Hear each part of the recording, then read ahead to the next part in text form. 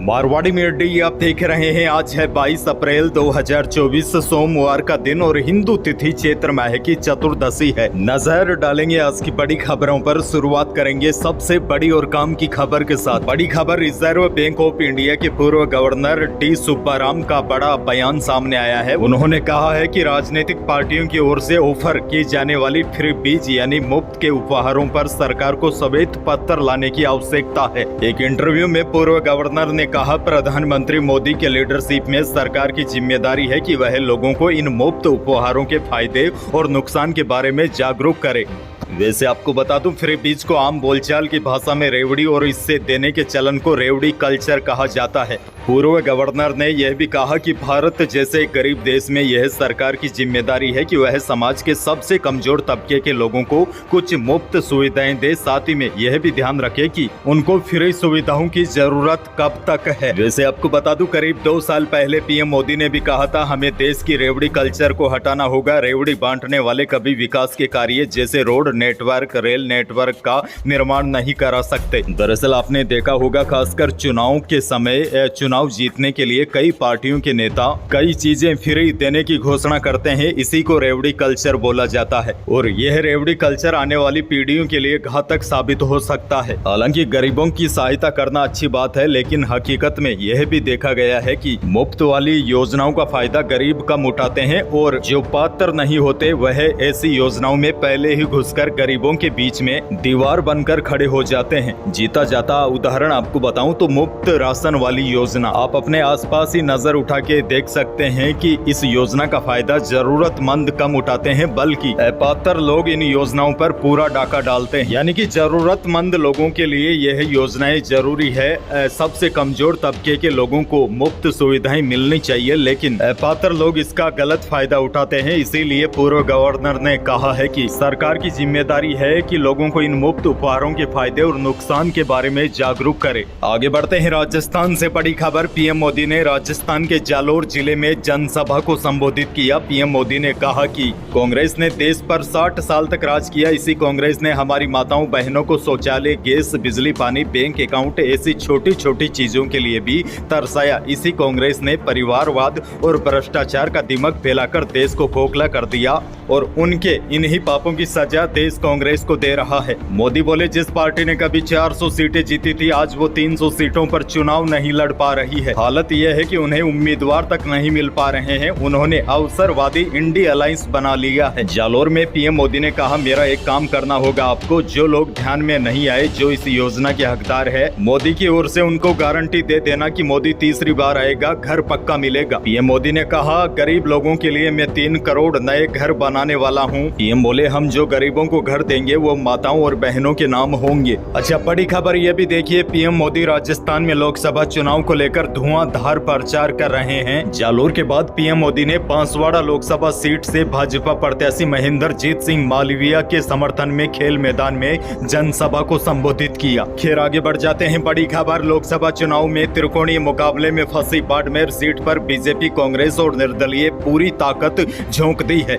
BJP और कांग्रेस के star प्रचारक एक के बाद एक बाड़मेर आ रहे हैं। शनिवार रात द ग्रेट खली भी बाड़मेर पहुंचे। द ग्रेट खली भाजपा प्रत्याशी कैलाश चौधरी के प्रचार करने के लिए पहुंचे। खली WWE में स्टार परफॉर्मर के साथ इंटरनेशनल रेसलर भी रह चुके हैं और वर्तमान में वह भाजपा नेता है। वहीं मीडिया रिपोर्ट्स की माने तो सनी देओल और कंगना रनावत भी भाजपा प्रत्याशी के समर्थन में वोट मांगने बाड़मेर पहुंचेंगे। उधर कांग्रेस भी पूर्व सीएम अशोक गहलोत, सचिन पायलट, जिग्नेश मेवानी जैसे नेता चुनावी प्रचार को धार देंगे। वहीं तीसरी तरफ निर्दलीय प्रत्याशी रविंद्र सिंह भाटी खुद ही स्टार प्रचारक की भूमिका में है। लगातार ताबड़तोड़ रैलियां और सभाओं के जरिए भाजपा और कांग्रेस पर हमले कर रहे हैं। आगे बढ़ते हैं। राजस्थान से एक और बड़ी खबर, सरकारी टीचर बनने के लिए अब अलग अलग एग्जाम देने की आवश्यकता नहीं होगी। शिक्षा मंत्री मदन दिलावर ने यह बात कही है और दिलावर ने कहा है कि हमारी सरकार सरकारी और प्राइवेट स्कूलों की यूनिफॉर्म यूनिफॉर्म एक जैसी करने की भी तैयारी कर रही है। मदन दिलावर ने कहा, राजस्थान में सरकारी और प्राइवेट स्कूल की यूनिफॉर्म में एक रूपता होनी चाहिए। सरकारी स्कूल में पढ़ने वाले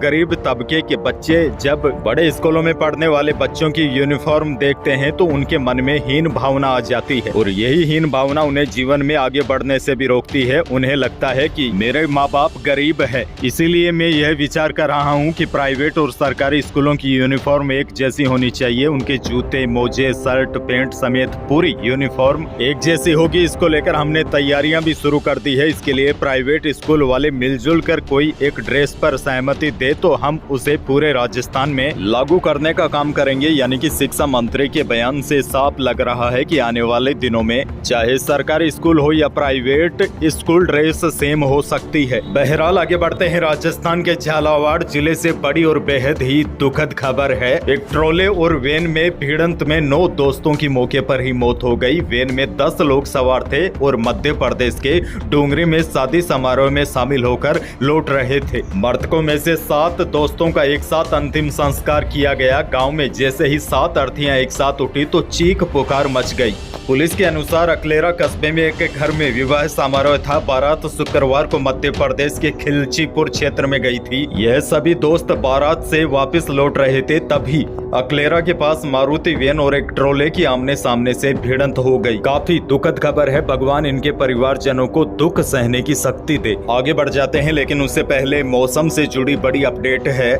आपने देखा होगा राजस्थान में इन दिनों मौसम बार बार बदल रहा है। कभी तेज धूप तो कभी तेज गर्मी और कभी बादल छा रहे हैं तो कहीं कहीं पर हल्की बूंदाबांदी का भी अलर्ट है। मौसम विभाग के अनुसार बीते 24 घंटों के दौरान जोधपुर, अजमेर और बीकानेर संभाग के कुछ भागों में आंशिक बादल छाए रहे। दोपहर के बाद कुछ स्थानों पर हल्का आंधी बारिश का दौर भी चला और मौसम विभाग के अनुसार आज 22 को भी प्रदेश के कई स्थानों पर मेघ गर्जन के साथ आंधी की संभावना है। 22 अप्रैल को दोपहर के बाद बीकानेर और जयपुर संभाग के कुछ भागों में हो सकता है हल्की बूंदाबांदी भी हो जाए और कहीं कहीं पर आंधी भी चल सकती है। शेष अधिकांश भागों में आज मौसम शुष्क रहेगा। हल्का सिस्टम है जिसकी वजह से मात्र छिटपुट स्थानों पर ही अपना असर दिखा पाएगा। अच्छा, बड़ी खबर ये भी देखिए, टोंक में शनिवार देर रात भूकंप भी आया था। हालांकि हल्के झटके थे, फिर भी लोग घबराकर घरों से बाहर निकल गए। टोंक जिला मुख्यालय निवाई समेत जिले के कई हिस्सों में भूकंप के झटके महसूस किए गए। आपको बता दूं, टोंक में 6 दिन पहले भी इसी तरह हल्का भूकंप आया था।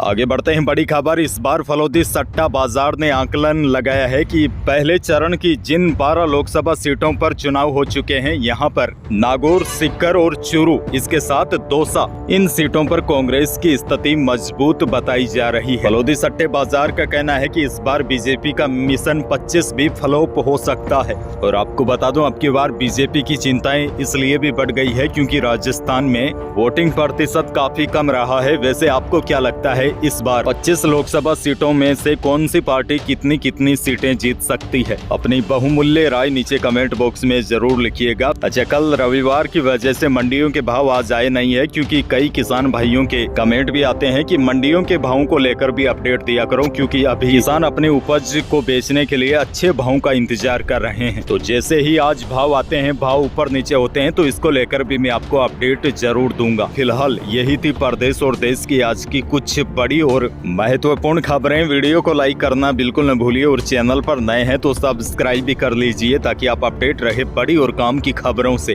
धन्यवाद।